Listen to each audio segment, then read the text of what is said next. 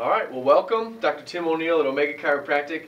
Today we're going to teach about the 5 factors of health involved in peak performance. In other words, what does it take for you and everyone to be their best? Okay, so the 5 factors for peak performance.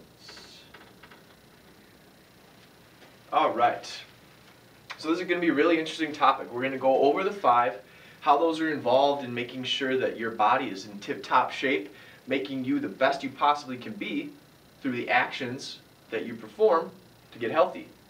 Does that all make sense to you? Alright, follow along. We'll go through everything, and obviously if you have questions about any of this, you're more than welcome to get a hold of me.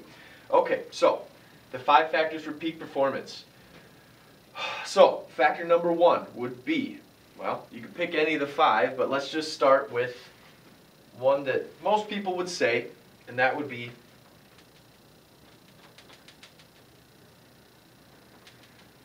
exercise. Alright, number 1. A lot of people say this because you get a gym membership if you're really ramping to get healthy, right? Very common.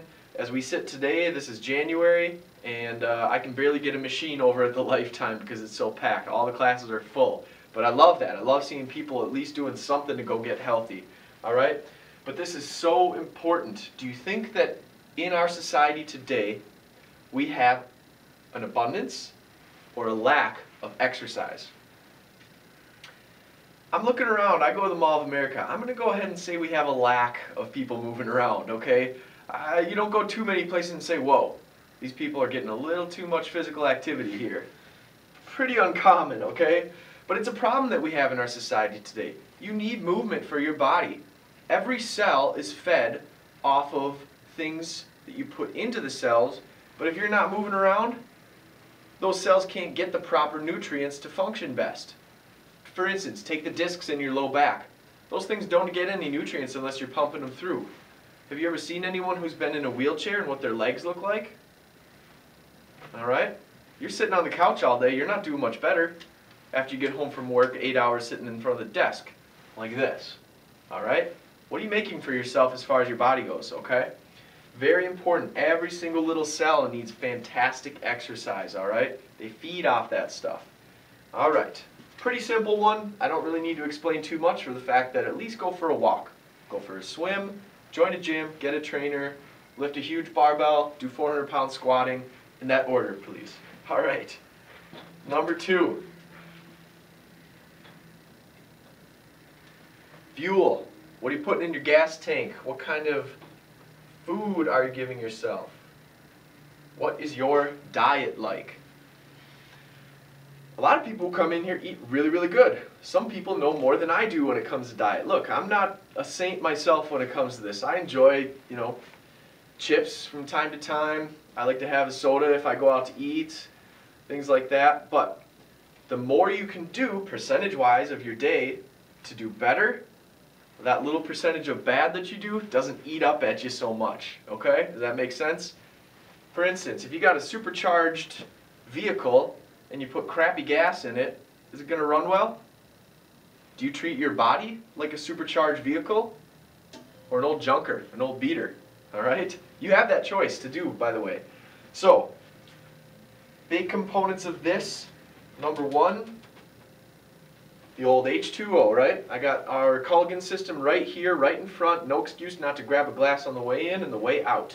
Alright? We need to eat, we need to drink our body weight divided by 2 in ounces of water every day.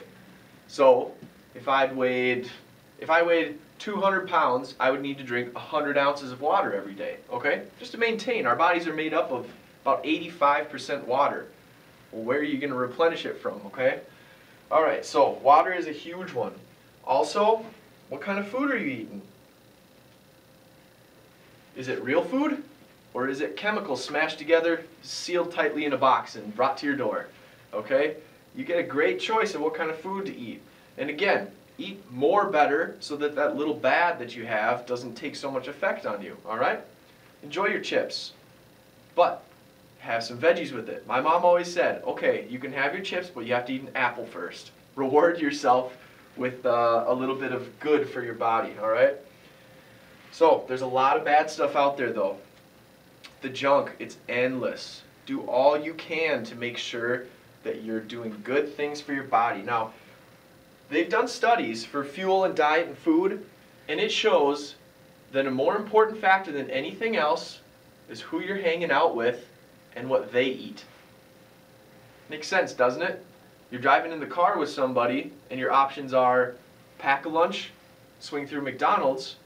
If that other person's a swing through McDonald's type of person, chances are they're going to be able to convince you to do that too because they didn't pack a lunch, right? Makes sense. If you're going out to eat, do you go to Applebee's or do you go to the Good Earth? You know, who you hang out with makes a big difference. All right, fuel, very important. Every cell in your body is a reflection of what you put in to your mouth. All right? Number 3. Good, proper rest. Feels good to get a good night's sleep, doesn't it? Wake up without an alarm on the weekend. Well, what time are you going to bed? You drop that up a couple hours, you're going to be able to feel better when you wake up in the morning. Now, a lot of people tell me, well, it's hard for me. I can't get comfortable when I sleep.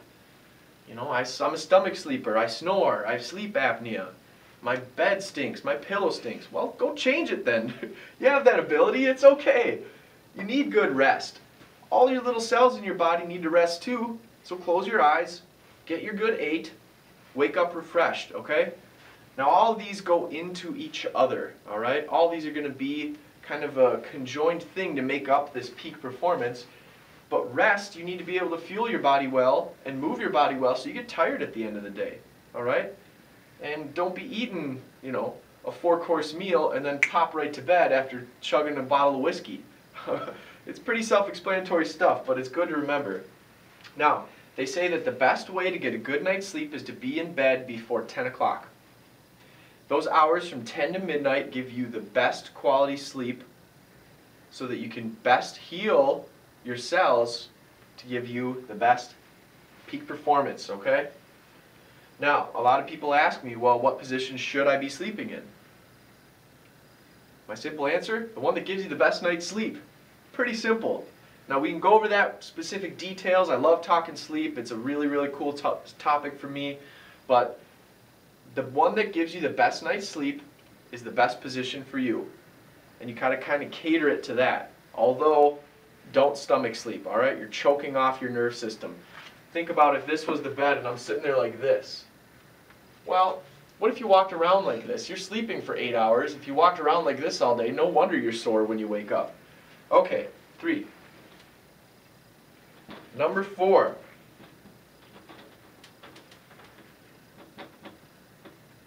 Whoops.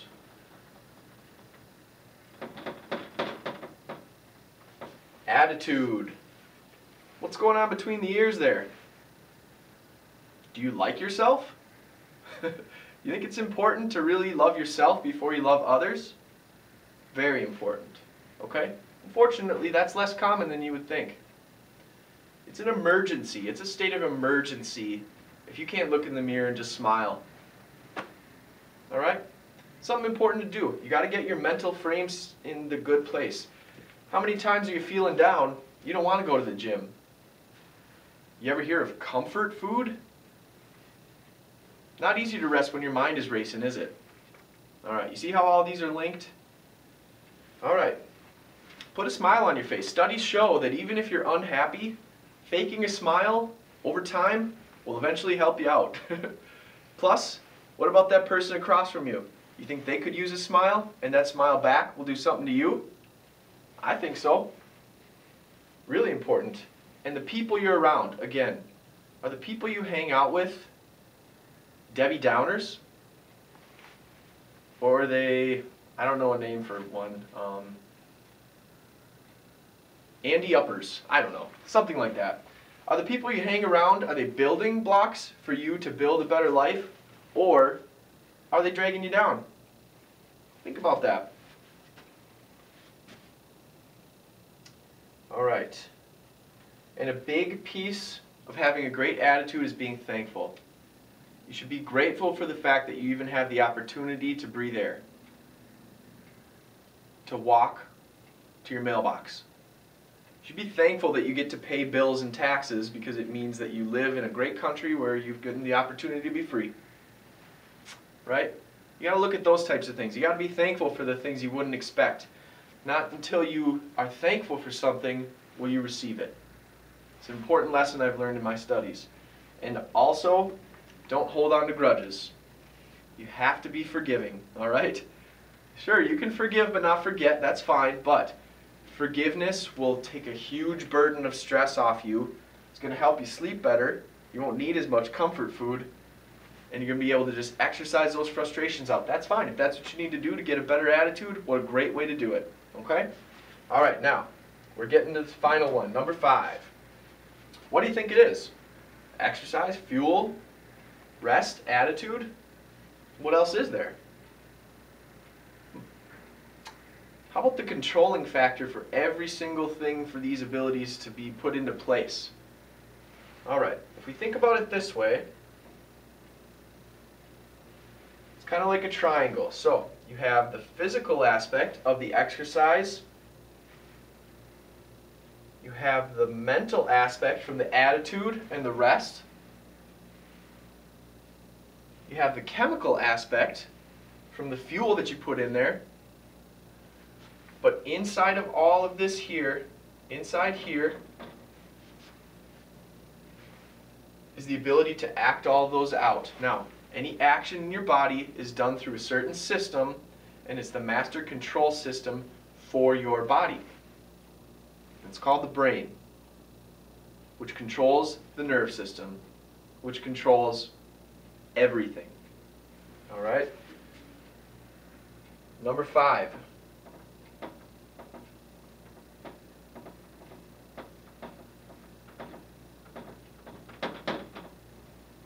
A sound nerve system. Sound meaning tip-top quality. I would say if you've never experienced chiropractic in a true chiropractor's office, you have no idea about this. How many people were taught in high school that the spinal cord houses the nerve system? Mind-blowing. Because of the fact that it controls everything in your entire body, okay? This is basically like the control panel for your body, all right? So the brain and the spinal cord are encased in bone. You can think of that like the electrical panel in your house, all right?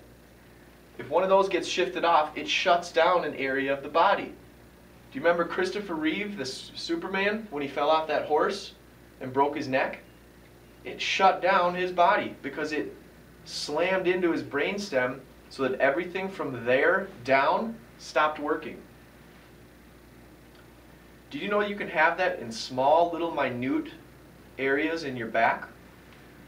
When people say back pain, that's just a shift off, putting pressure on a nerve to make that pain. Headache, well, that little bone there twists a little bit, puts pressure on that nerve as it envelopes the head, and that's the body way of saying, hey, there's a problem here, help me out. Don't ignore this. Don't ignore it. I'm telling you this for a reason. That's your brain's way of telling your conscious mind something, okay? So, you can think of this as basically the electrical system. Your arm is plugged into your brain through the nerve. But the cool thing is you get a dimmer switch. It's not an on-off one. It's a dimmer switch. Little teeny differences in that shift in the vertebrae. It's just like a dimmer switch going tingling in the fingers, stuff like that. That's just the plug being dimmed down. Alright? It decreases your ability to be strong. Alright. Everything is in there. It's actually the first system to be developed when you're an embryo in mom's growing fetus. I mean, when you're a fetus, when you're in mom's tummy, okay? I know it's more complicated than that, but we'll make it simple. So, the sound nerve system, it's the electrical system that controls everything in your body. It's encased in bone. So what do? Well, I look to that to see if there's any issues with it to make it ramped up. So that's how you can maximize this for your peak performance. So let's go over all this again. You can see how they're all affected by one another.